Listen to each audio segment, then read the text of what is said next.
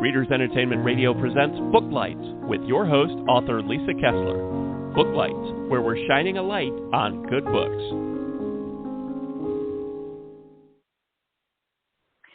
Well, hello, good afternoon, or good morning, according to where you are. This is Sheila English. I know that might surprise some of you. You're all expecting Lisa Kessler, but here is our twist. Lisa is here with me as my guest. Welcome, Lisa. Thank you, Sheila. Thanks for being the special guest host today.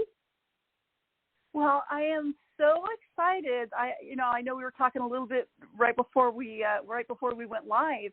I think this is going to be a super fun show for anybody that is interested in the metaphysical world, paranormal books.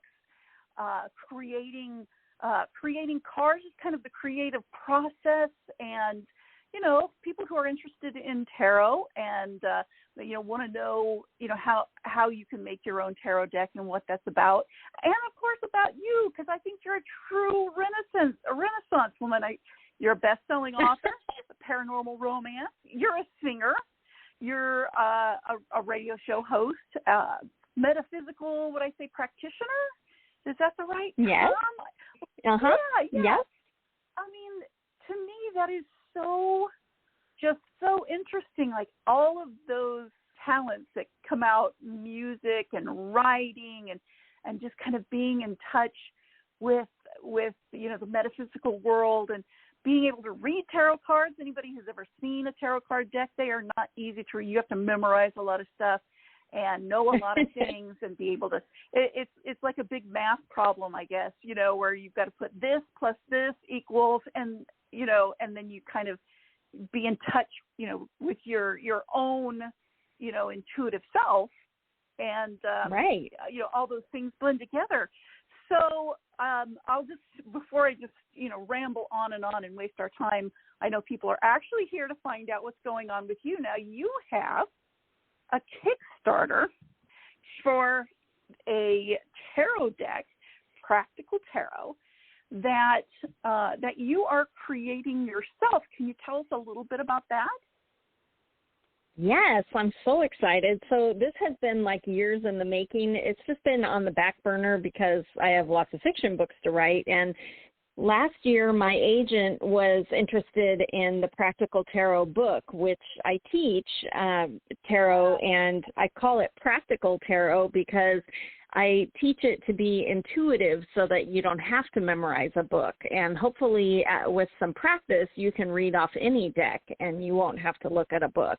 And when I teach it live, it's a 6-week, class, but now that I've learned all of this video technology, anyway, I videoed the class and I resurrected my pitch that we had done with my agent and dusted everything off, and I thought, I'm going to make a deck to go with it. And I contacted my cover artist for my paranormal books, and she said, "Ooh, a little out of my wheelhouse, but I know this fantastic illustrator. Let me introduce you." So I met Holly Carton, and she is right up my alley. She's a watercolor artist, just like my mom was, and we just had this instant connection, and she has been making me these gorgeous tarot cards. I give her symbolism that I want on the cards, and she takes it from there, and it has been such an amazing process. And then you mix in Kickstarter to help, because I believe artists need to be paid, and I don't have the money to front the project. It's 78 cards, so think of 78 works of art that she has to make. So I need some help. So I started doing my homework on Kickstarter, and this is my very first. I've backed them before, but this is my first one that I've run. So I'm sort of a nervous wreck trying to see, please let it fund, because I want this deck. And the book is going to be fantastic too, and have all of her art in it as well. So it's been an interesting process. It is very hard to do a tarot deck. Right, like you said, 78 cards. And there has to be that symbolism in them. It's not, with yes. anybody who's done, tarot, knows anything about tarot, you have to know what those cards represent and what they mean, whether they're right side up or upside down. There's a whole lot to it. And I'm looking here on your Kickstarter, and we'll have a link to the Kickstarter. It's in the episode information, so you'll be able to get that. So I'm taking a look at what you already have, and I see these cards, and they are stunning. They're just stunning. Aren't they beautiful? Yeah, I'm so excited. Beautiful. Oh, I bet. Now, and you're going to have a book with it, the tarot book, correct? Mm-hmm. Yes. Now and is that Sorry, go ahead. Oh, I was just going to ask if the tarot book is going to be something that is the standard, or is this something that you're going to customize? Yeah, the book, Practical Tarot, is actually the course so that you can learn to read intuitively. The deck will have its regular little guidebook with it, like most tarot decks have, a little tiny paperback guide. It will have that, but the Practical Tarot book is actually the whole system of reading tarot using cycles and elements and symbolism. And also at the end of the book, what I'm very excited about is going to have a few chapters on practical ways you can use tarot in your everyday life. Because a lot of times we collect beautiful tarot decks, especially on Kickstarter. There are so many pretty ones. I've backed a few myself, and people get them, and then they're a little overwhelmed trying to memorize the 78 cards, and it becomes, just your tarot shelf, and they don't get used. Or people think that you only need to use tarot when you have a big issue or it's a full moon, but you can actually work it into everyday life and really help you stay connected with the universe, and you feel like you're, part of something bigger, and that for me, it just makes me feel less at loose ends. So I'm including at the back of the Practical Tarot, the book, practical ways to work tarot into, just everyday life. It doesn't have to be just a special occasion or, SOS time. You can just use them every day. Well, and I love that. I love the idea of finding a way to ground yourself to the universe, especially in in this day and age of, people feel kind of disconnected from so many things, and especially right after all the stuff with COVID, where, we were just kind of to ourselves, and some people struggle just to have conversations and be in social situations again. And I really do like the idea of having something that reminds you are connected way. Yes, for sure. And tarot cards can really help you because they can sometimes validate what you're already thinking, but you're sort of wishy-washy about it. Sometimes if you're at a crossroads or a loose ends and you're like, I just, someone tell me what to do. Sometimes it's a gentle nudge. And so it definitely, and when you get very familiar with your cards, there are times where I pull a card and it just cracks me up. I'm like, really, universe? Okay. So it does, remind you that, you were made for this moment. You're here for a reason. And the cards can really help you tap into that. We all have that kind of core feeling, but when you are feeling disconnected, it's nice to have that reminder. And it's like a physical thing you can do. Shuffle, spread it out, have your intention, and pull. And I think that is a handy tool for everyone. So that's what I'm hoping that the book will accomplish. Well, I know a lot of people, when they think of tarot cards, you think of reading somebody else's cards, but now you can read your own cards. So is that kind of for the Practical Tarot, can you kind of give us some examples of how you might use the cards? Yeah, you can, for yourself, you can I do it every day. I pull 3 cards with what do I need to know today.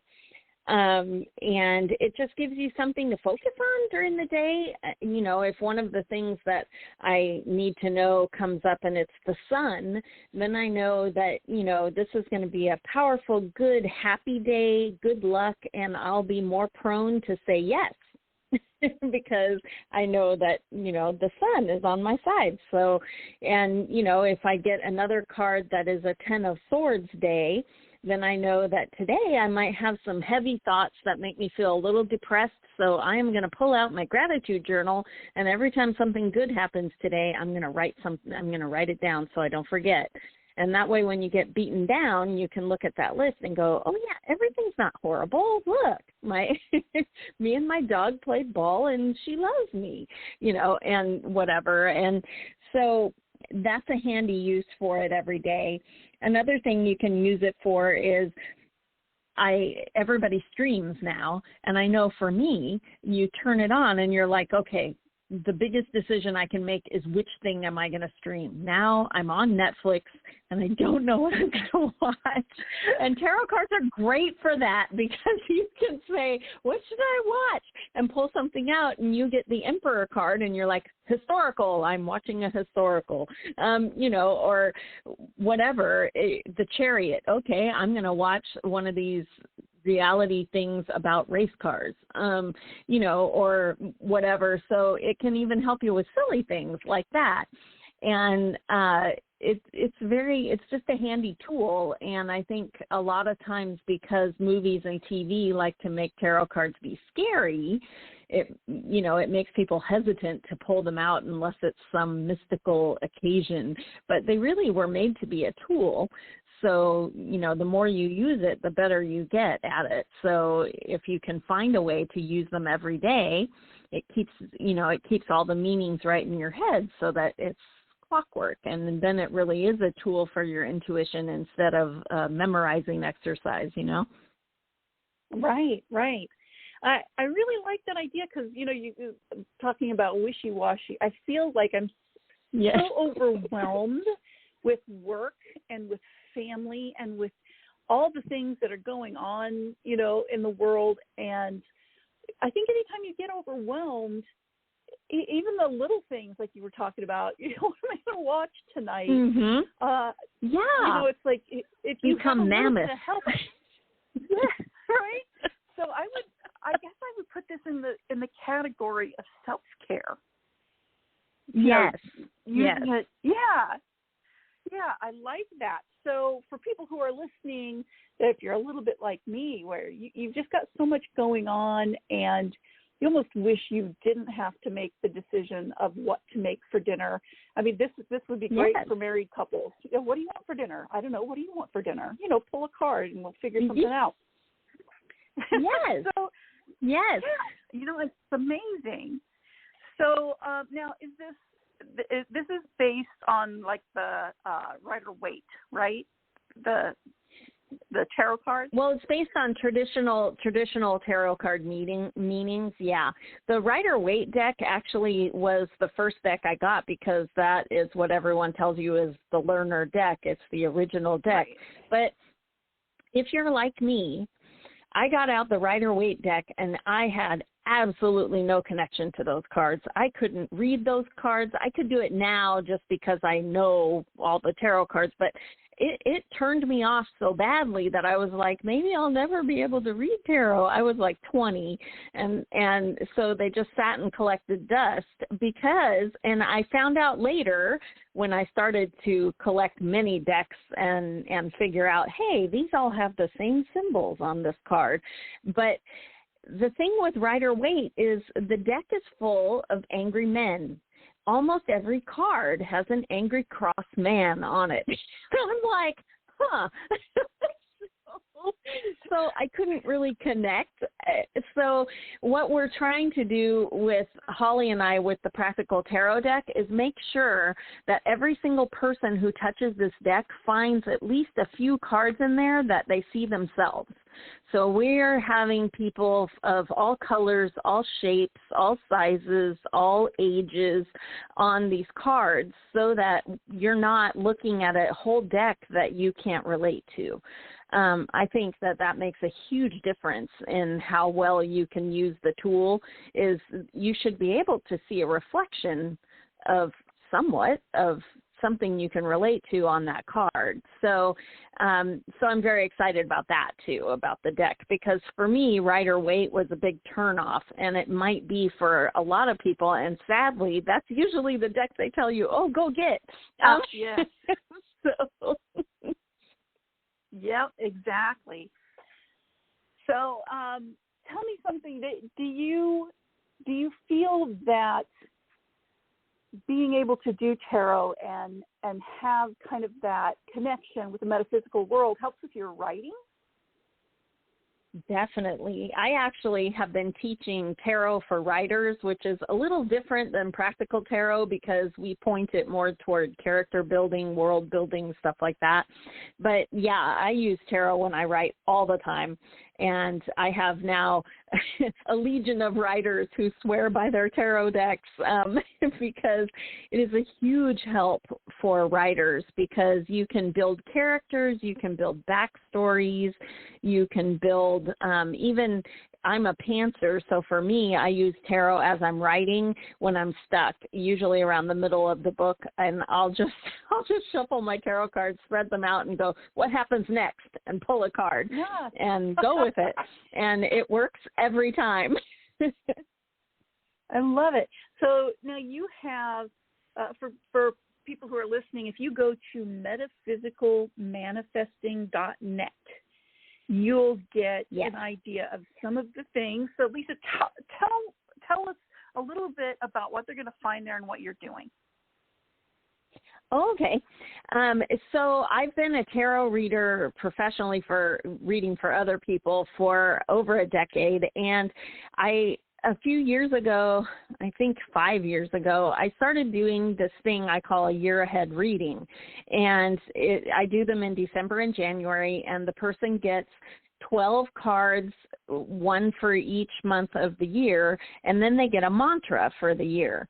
It's written in first person, and they can read it once a week for the whole year to stay on track. And then you feel like you sort of have a spiritual path for the year, and you know sort of what to expect, what to focus on each month, and it just gives you direction.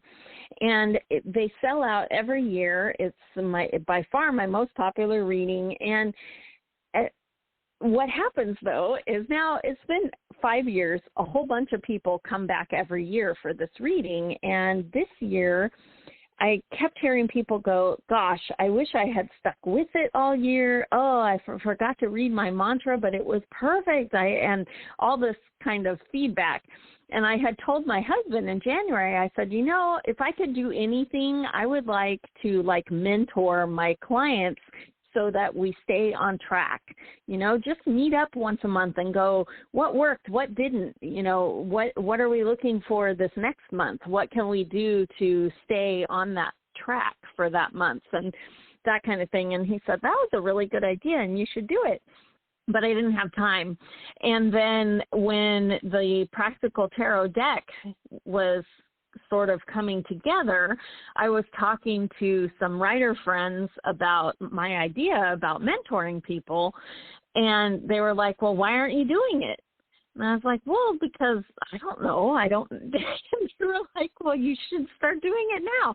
So I made a page on my writer website first, and within an hour of setting up the page, I had my first client signed up, and I was like, okay, well, this is definitely the universe saying you should do this. So then I built the website, and what I want to do for next year is to have, I'm calling it a mastermind, and it's this magic mastermind, and every week we're going to focus on a different modality, so tarot cards, meditation, candle magic, pendulums, all the different woo-woo kind of tools that we have available. And we're going to meet up once a week and talk about the video lesson and our experiences that we had, but we're also going to picture each person in the circle actually manifesting what they want, because my clients have been manifesting like these incredible things, and it's just me who's meditating on it and seeing them having it, well, them too. But the more, they talk about the law of attraction and how it's all the energy that goes out, and the universe, can't tell if it's good or bad energy, just that it's energy. So don't think about bills, think about money and all that kind of thing. But I think that you can really magnify it when even more people are sending out that energy. If you think about it, we do it accidentally all the time. Like when a writer friend emails the writer friends, maybe on your group message, and they go, oh my gosh, this agent asked for a full. And suddenly 5 people are thinking about you getting this book deal, and then you get it. And, so we do it accidentally all the time. I want to do it on purpose and help people manifest, what they really, really want. And so I think it will be very positive, and you know how it gets when a good thing happens for one person, and then it happens for some, it's infectious. And so anyway, so I'm hoping to, right now I'm just doing it one-on-one, but I'm hoping next year to get a group together and we can do it for 3 months and see what kind of magic we make, And so anyway, so that's what's cooking for next year. But if you go to the website, you can find out about both the mastermind and the one-on-one mentorship is on there as well.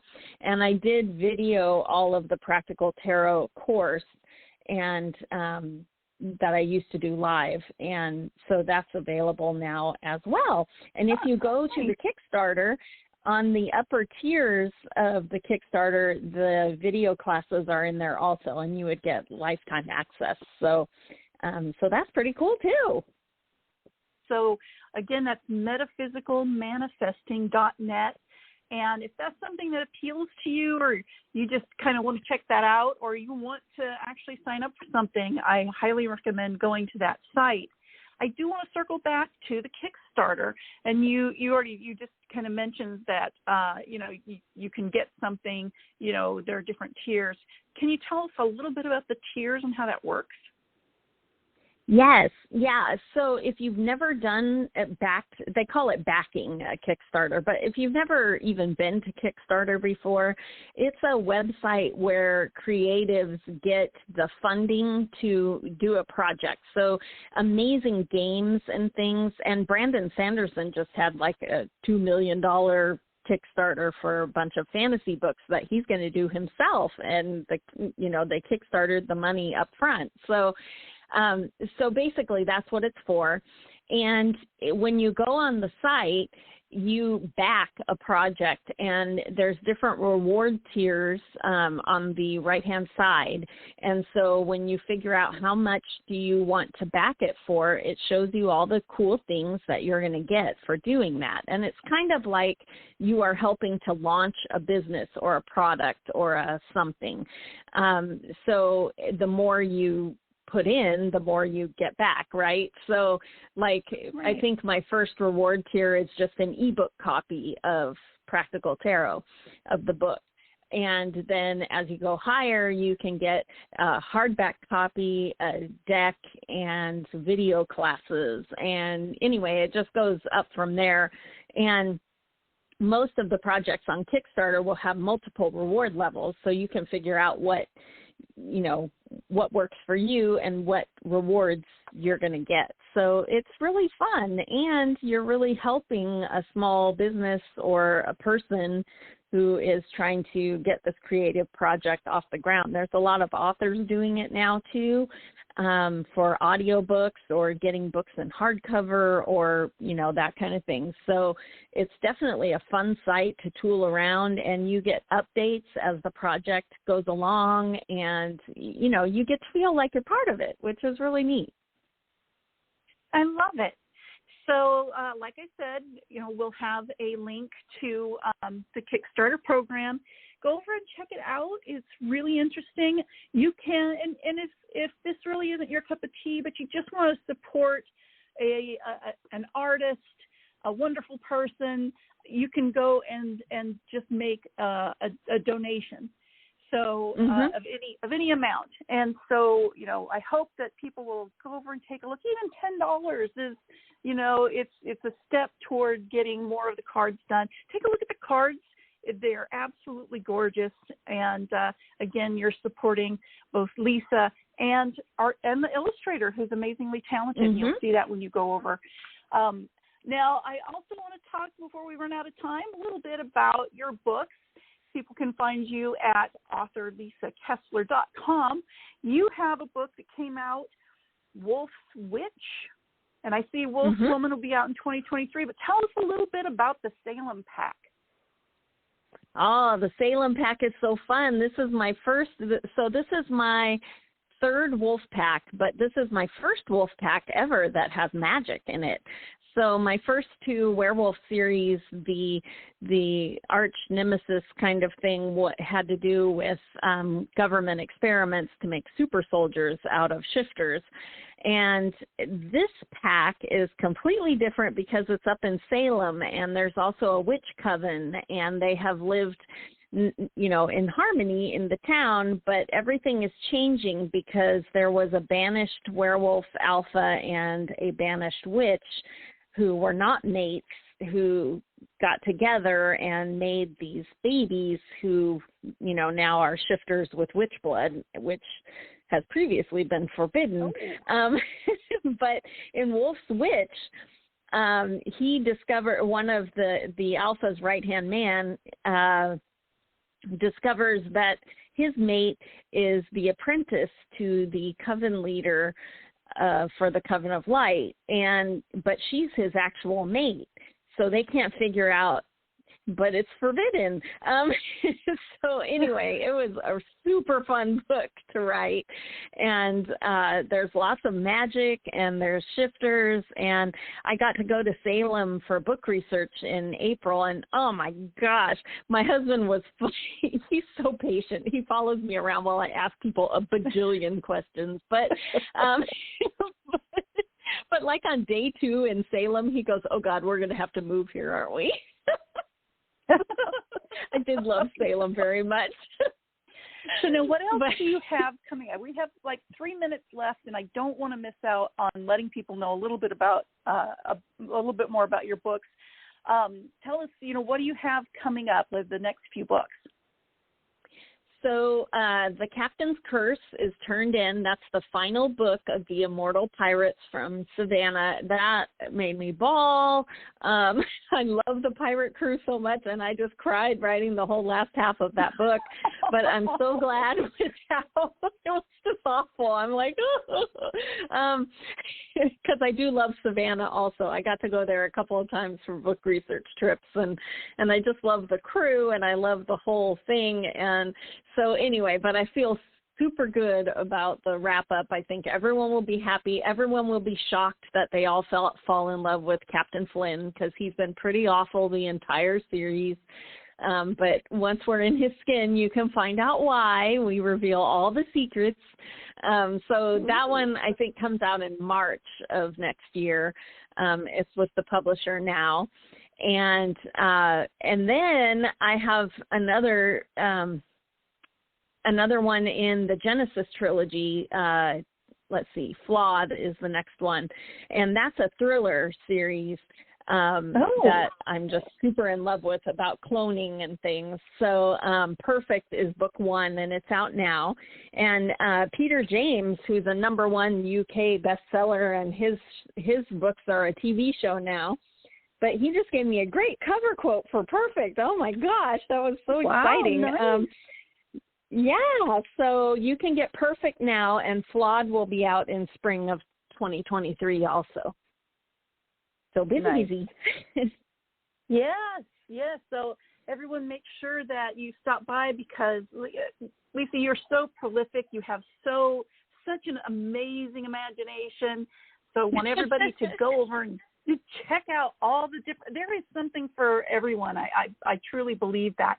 It's authorlisakessler.com. So I think we're down to our last few. Thank you so much for joining me. Thank you, and thanks so much for hosting me. That was so fun. It was really fun.